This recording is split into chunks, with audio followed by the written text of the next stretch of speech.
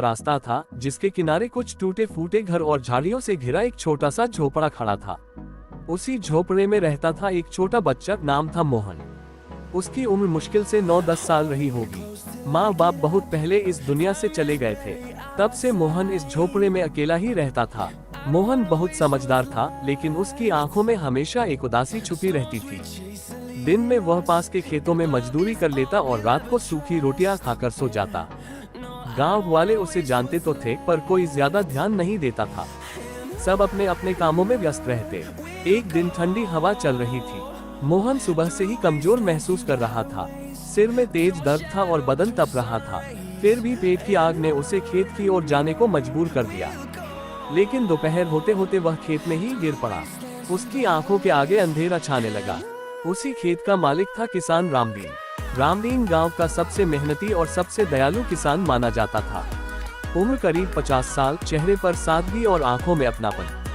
वह अपने खेतों में हल चला रहा था, तभी उसकी नजर दूर जमीन पर पड़े मोहन पर पड़ी।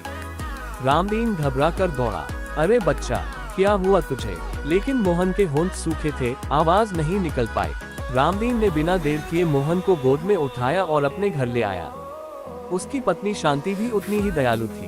दोनों ने मिलकर बच्चे को खाट पर लिटाया, ठंडे पानी से उसका माथा पोंछा। बुखार बहुत तेज है, शांति बोली।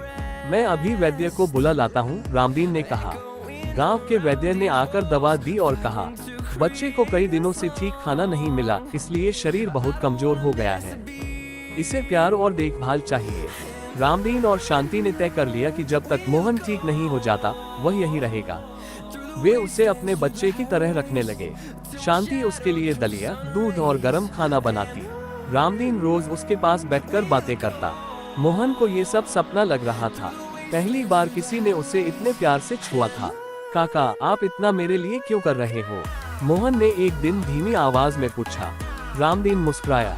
बेटा, जब भगवान किसी को सहारा नहीं देता, तो इंसान को इंसान का सहारा बनना चाहिए।